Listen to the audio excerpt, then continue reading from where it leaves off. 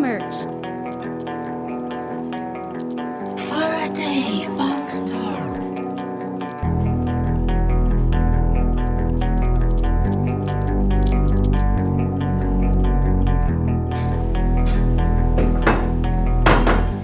I'm going to be filming over the next 2 days. We're going to try to get the EG back on the road. Finally. This has been long coming. I am way behind my original schedule.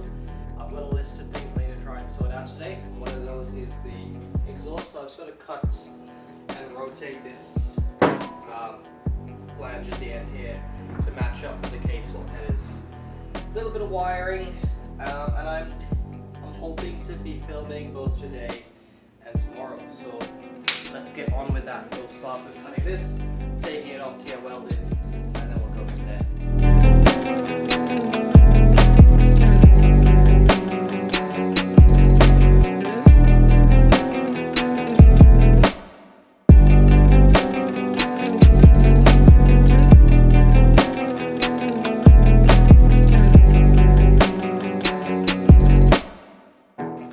So what I've got to do now is put this end onto the headers, put that end onto the rest of the exhaust, mark some lines where that has to meet up to each other, and take it from there.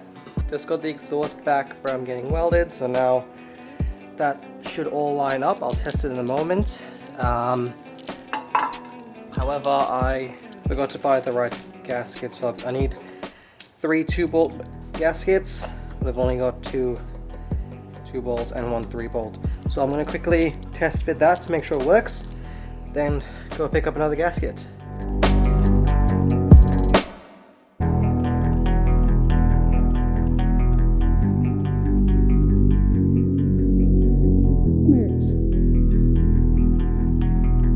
Faraday Boxstar. And with the exhaust on, I can take off the protector. Alright, got the new gasket, well, got another gasket. And another oil filter, because when I was putting the headers in, you won't be able to see it. When I was putting the headers in last time, I accidentally dented the new oil filter that was in there. So while it's not been run really, I'll just swap that out. Also, huge thing, I have removed the wrap. So both sides, I haven't gotten that part because that was very poor quality vinyl. But the wrap that was on here was really good and it came off super easy. Didn't leave any residue. It did take some of the paint off down here, but I will address that when I get the chance. Other things to do today, the wing will come off, just for a stock one, and the front lip will come off. I feel like I've changed so much and I haven't actually updated things properly. So I also did the 4x114.3 conversion, and if you saw on my Instagram, these are the wheels that I'll be running on the front, and I've got wide fenders to go on the side, on the front end as well, to fit these better, which I need to get painted. There's a lot going on.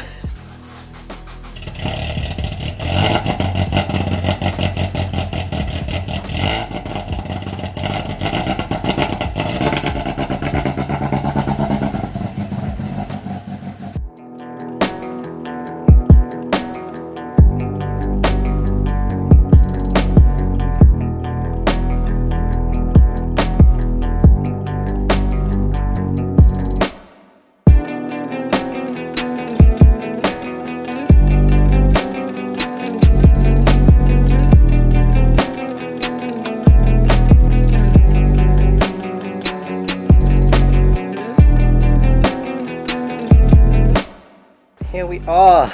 Oh my goodness, what a long day. So both the wheels on this side have been changed. The car looks so normal now. Picked up a spare wheel from an S13, so that's a 4x114 wheel. I think the last thing I've got to do mechanically is tighten up the exhaust, where the headers meet the exhaust there. That's leaking, so I'm just going to do that now, and then we might wrap up for the day soon. So the first mission today is we've got to wire in the Haltech wideband controller. So the wideband sensor is already on the headers, and that's plugged in and routed into the cabin. I have bought, where did it go? A DTM4 connector to plug into the wideband controller, and then this side will go onto the Haltech. But in the instructions it says not to power the sensor directly from the ECU, so because you can overload the ECU and damage it. So I'm just trying to find power. I've cut those wires out. I'm just trying to find power somewhere in the car to run to the sensor. Wideband is wired in. Now we've got to enable the controller on the Haltech NSP software.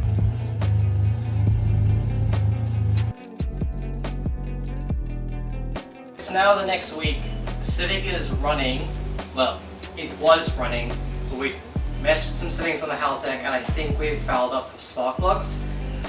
In that process of trying to figure out why it wasn't working, we did find that I assigned I didn't assign. I left the map sensor to the default, to what it was assigned to by default, and that was the internal sensor on the Haltech.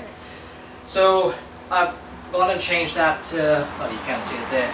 I've gone and changed that to be assigned to the sensor on the intake manifold.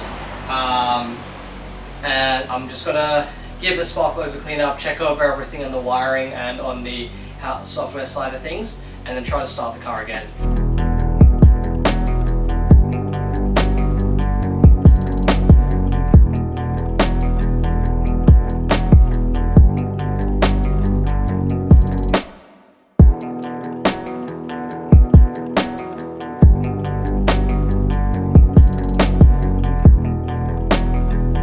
Those are the old plugs there, completely fouled up, and I got some out of a spare engine I have lying around, just for now, so I can diagnose the problem. Yeah, I'll put those in, put the coil packs back on and give it another try.